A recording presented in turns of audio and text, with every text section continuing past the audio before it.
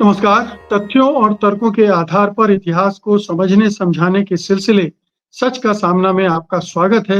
मैं हूं मुकेश कुमार। दोस्तों, आमतौर पर माना जाता है कि भारत में ईसाई धर्म अंग्रेजों के साथ आया और ईसाई मिशनरियों की वजह से फैला फूला। ये भी कहा जाता है कि अंग्रेजों ने एक हाथ में बंदूक और दूसरे हाथ में बाइबल रखकर दुनिया भर में अपना साम्राज्य विस्तार भी किया और क्रिश्चियनिटी को भी फैलाया।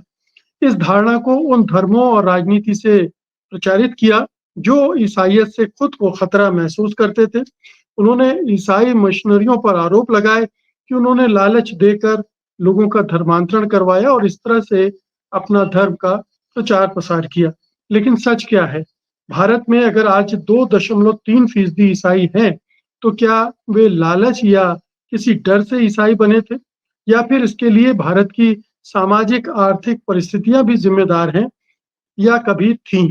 जाने-माने सामाजिक कार्यकर्ता और इतिहास के जानकार प्रोफेसर राम पुनियानी हमारे साथ हैं। तो आइए उनसे इस महत्वपूर्ण सवाल पर, मुद्दों पर बात करते हैं। प्रोफेसर पुनियानी, कार्यक्रम में आपका स्वागत है। धन्यवाद। तो मेरा पहला सवाल तो शुरू हो रहा है इसी से कि भारत में ईसाई धर्म कब आया? क्या ये अंग्रेजों के साथ आया, अंग्रेज अपने साथ लाए, या ये पहले आ चुका था, अंग्रेज बाद में आए? देखिए, ये जो आपने पहले कहा ना, अंग्रेज़ों के एक हाथ में बंदूक और एक हाथ में बाइबल थी। कई लोग कहते हैं उनके एक हाथ में तराजू था और एक हाथ में बाइबल थी। अब ये धारणा फैली हुई तो है, पर इसमें कोई सच्चाई बिल्कुल भी नहीं है। मैं तो यहाँ तक क्योंकि भारत में कोई एक प्रकार के मिशनरी नहीं है। यूरोप के कई देशों से, अमेरिका से कई मिशनरी आए और एक मैंने मिशनरी का वृत्तांत पढ़ा था। उसने तो यहाँ तक कहा कि अंग्रेज़ भले ही क्रिश्चियन हैं, पर वो हमारे काम में बिल्कुल मदद नहीं करते। यानी ये धारणा की बिल्कुल विपरीत जो सच्चाई है वो ये है। दूसरी बात, भारत में ईसाई धर्म बहुत पुराना है और ईसा मसीह के जो एपोस्टल्स थे, उसमें एक थे सेंट थॉमस।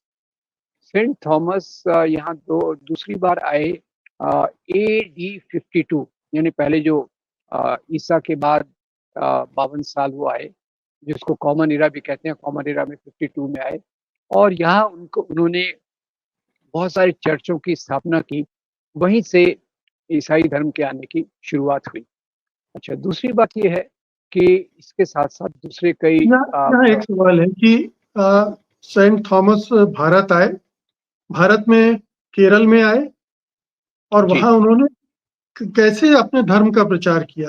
कैसे जी। लोगों को ईसाई धर्म से जोड़ा? देखिए, ये भारत में वैसे मुख्य तौर पे देखा जाए तो ईसाइयत जो फैली, वो ज़्यादातर आदिवासी और दलितों में फैली। क्योंकि एक तो धर्म की जो कल्पना यहाँ थी, जाति प्रथा की कल्पना में छुआ-छूत, और जबकि ईसाइयत में इस प्रकार का कोई जाति व्यवस्था का प्रावधान नहीं था।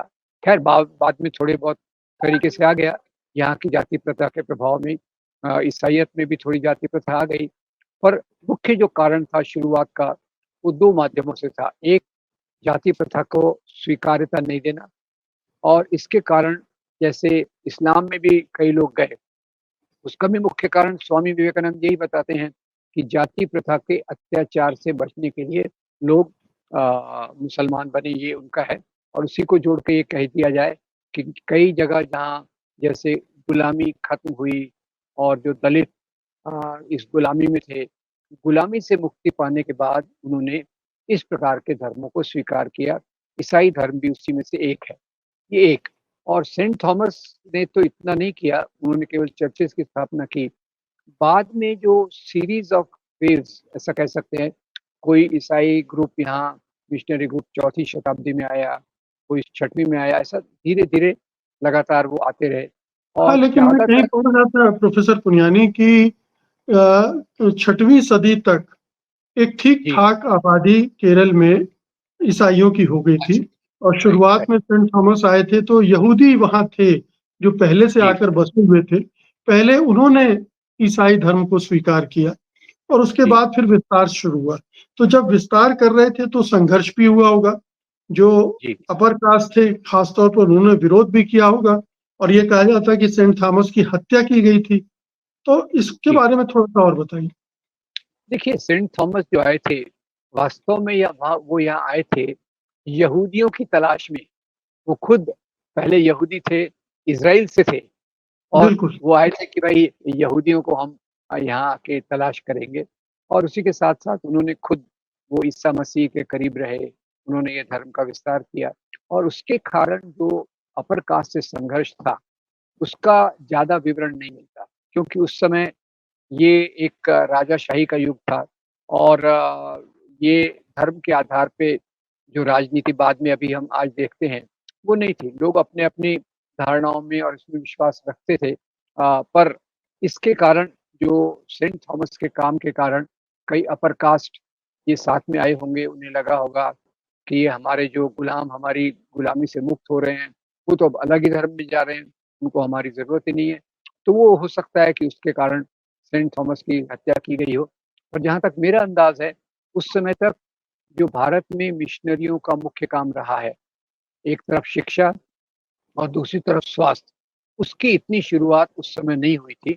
उस समय केवल ये जाति प्रथा से मुक्ति, ये उस समय के लोगों का मुख्य कारण था और क्योंकि सवर्ण संभ्रांत लोगों को इससे नुकसान होने लग गया, उनके हाथ के नीचे जो गुलाम थे, वो इससे मुक्ति पाने लग गए, तो उस कारण सेंट थॉमस का विरोध ज़रूर जी, तो आपने कहा कि ये शुरुआत सेंट थॉमस से होती है, उसके बाद जी, फिर यूरोप के बहुत सारे समूह आते हैं, मिशनरीज़ जी, आते हैं, प्रचारक आते हैं और वो जी, अपने-अपने तरह से शुरू करते हैं।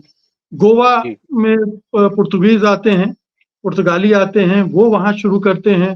फिर जी, बॉम्बे है, मद्रास है, चेन्नई, ये तमाम जो दक्षिण के इलाके हैं, वहाँ पर सबसे करेक्ट, पहले आते हैं, समुद्र मार्ग से आते हैं।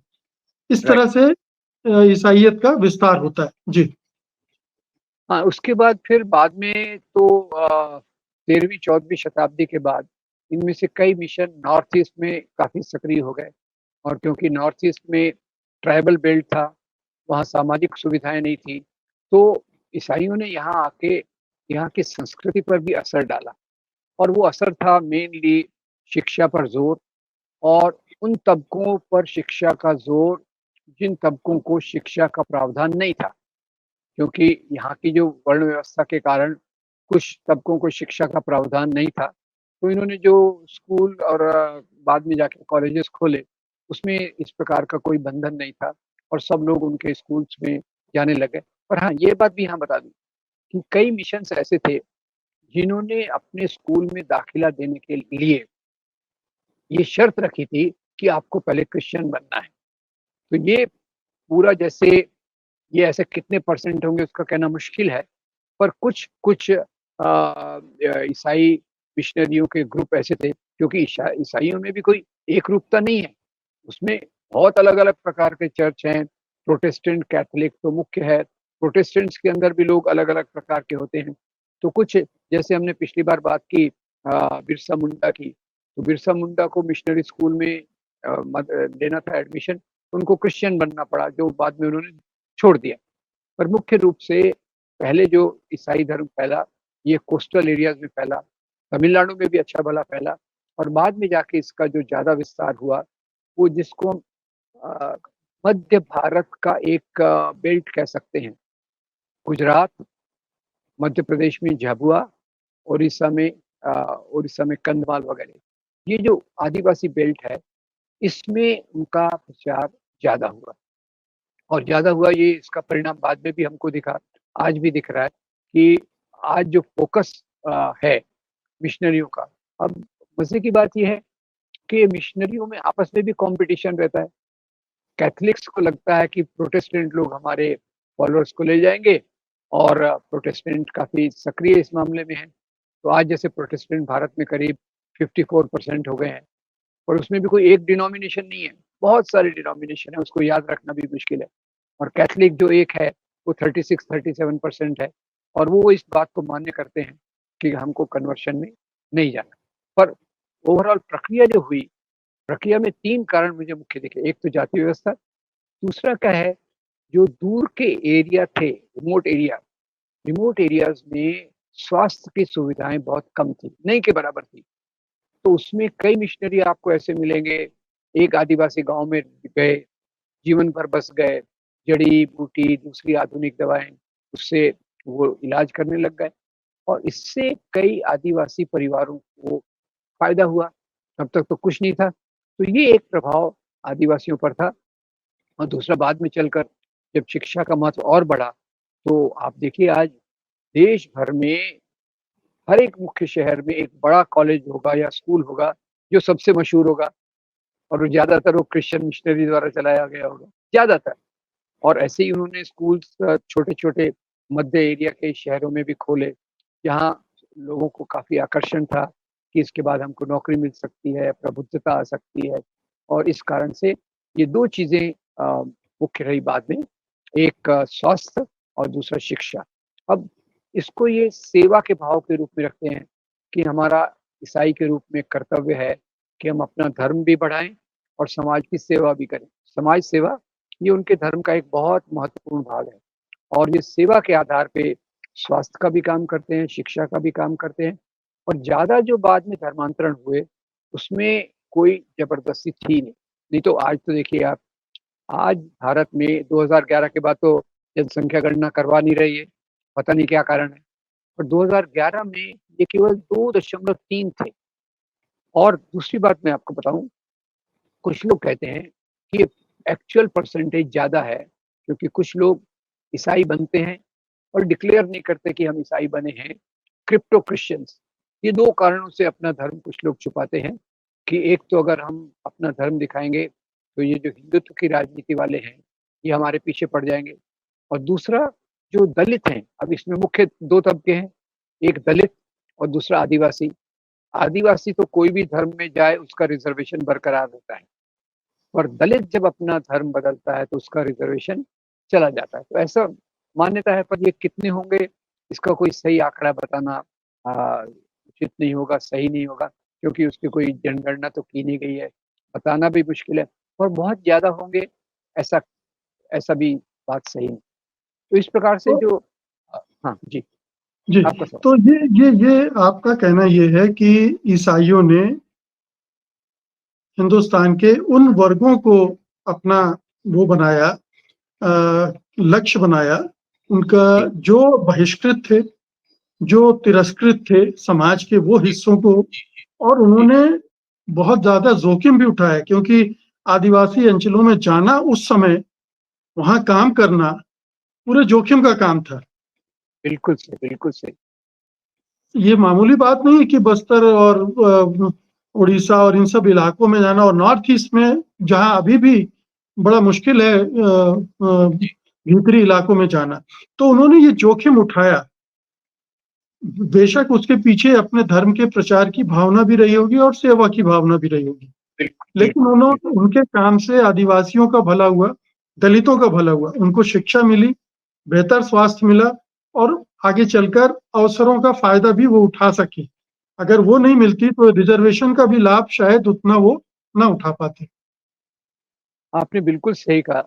आदिवासी एरियाज़ में जाके उनका विश्वास जीतना आसान नहीं होता, क्योंकि आदिवासी इन चीज़ों से एक्सपोज़ नहीं रहते, तो उसमें पहले तो वो भी रहते थे हेड हंटर्स, कोई बाहरी आया, तो उसको ख़त्म कर दो, उसको बलि चढ़ा दो, ये काफ़ी कुछ होता था।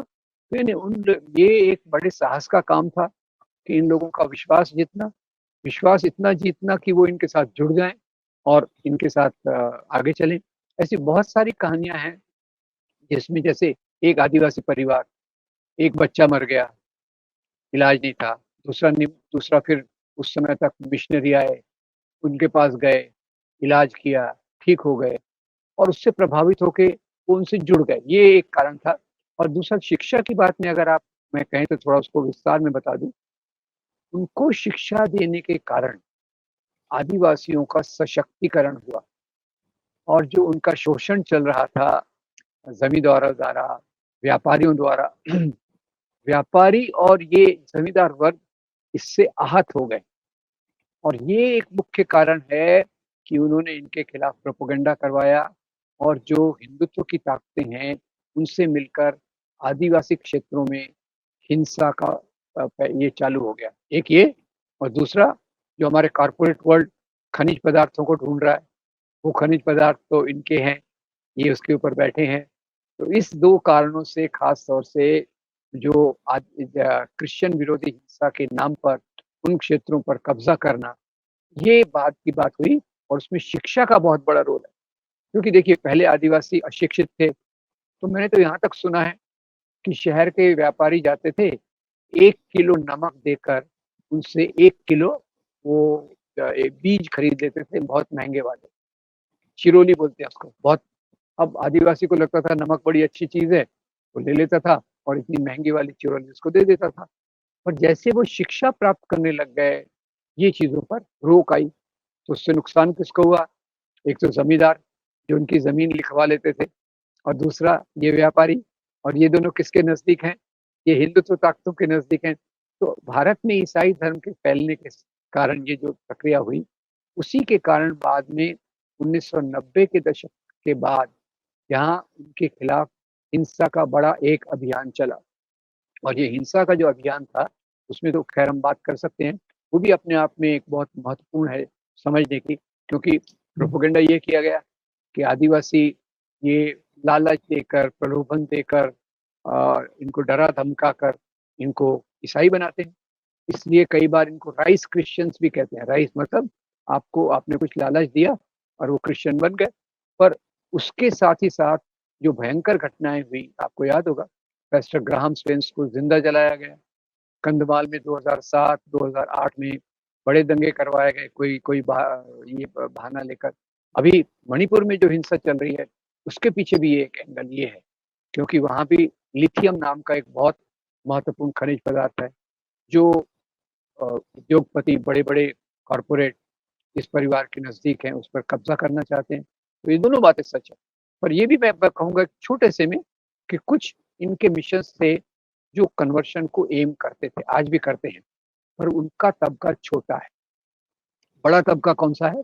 जो शिक्षा, स्वास्थ्य, मुक्ति, ये 3 चीज़ों के लिए उनके पास आते हैं। जी, तो मैं कुछ मिथ जो जिनकी बात हम कर रहे थे, एक-एक करके लेता हूँ। पहली बात तो ये है कि इस देश में ईसाई धर्म बहुत पहले आ चुका था। जी, अंग्रेजों के आने के पहले आ चुका था। ना उनके हाथ में बंदूक थी, ना तराजू था। सही, बाइबल ज़रूर रही होगी और जो राइट, ईसा मसीह ने कहा वो लेकर आए थे और वो उनका मकसद भी यहाँ आने का यहूदियों को खोजना था कि वो बाद में वो प्रचार में तब्दील हो गया और ये करीब बिल्कुल, 600 साल में ठीक ढंग से यहाँ दक्षिण में क्रिश्चियनिटी एस्टेब्लिश हो चुकी थी। उस समय जी, अंग्रेज नहीं थे। फिर अंग्रेजों के काल में इनको अगर मदद मिली होती, तो आज 2.3% ईसाई ना होते। आज 10, जी, 15, 20% तो होने चाहिए थे। अगर उनका करेक्ट, संरक्षण मिला होता, उन्होंने दबाव डाला होता, ईसाई मिशनरियों की जगह धर्म परिवर्तन कराया होता, तो ये भी नहीं हुआ। तो ये दोनों मिथ कि बंदूक के ज़ोर पे भी नहीं हुआ, ज़बरदस्ती भी नहीं हुआ, हो सकता है कुछ प्रलोभन रहे हों। ईसाइयों को करेक्ट, फंड बाहर से भी आते हैं, ईसाई संगठनों को, मिशनरियों को, जिनको वो दवाओं के ज़रिए इलाज के लिए इस्तेमाल करते हैं या उनकी एजुकेशन में भी मदद करते हैं। कई बार जी, बाहर भी भेजते हैं उनको पढ़ने के लिए। तो ये जी, एक तरफ से लेकिन मतलब इसको इसके दोनों पक्ष हैं। आप इसको प्रलोभन मान लें या जी, आदिवासियों और दलितों का हिंसा का उत्थान मान लें। दोनों तरफ से परिभाषित कर सकते हैं। आप जिस तरफ खड़े हो जाएँगे उस तरफ से वही चीज़ करेक्ट, दिखेगी। ये 3 मिथ इस तरह से देखे जा सकते हैं। बिल्कुल, बिल्कुल। और एक मैं इसमें जोड़ना चाहता हूँ कि जब स्त्रियों की शिक्षा चालू हुई, तो उसके तो बहुत विरोध किया गया और कई स्त्रियों ने ईसाई मिशनरियों की मदद से अपनी शिक्षा को बढ़ाया। जैसे पंडिता रमाबाई, हम सब जानते हैं। आखिर में वो क्यों पढ़ सकीं और क्यों दूसरी जो थी, जो डॉक्टर बनी, डॉक्टर आनंदी गोपाल, उसमें क्रिश्चियन लोगों ने काफ़ी मदद की। ये कल्चरल है, क्योंकि ये भी मैं आपको बता दूँ कि भारत का पहला प्रिंटिंग प्रेस जो था, वो ईसाई मिशनरियों ने एस्टेब्लिश किया था। और बाद में आज़ादी के आंदोलन के दौरान एक तीसरी बात देखिए, आज़ादी के आंदोलन के दौरान कई ईसाई, इन्होंने आज़ादी के आंदोलन में बढ़-चढ़ के भाग लिया। जो तीसरी बात कहते हैं ना, अंग्रेज़ और क्रिश्चियन ये सब एक है।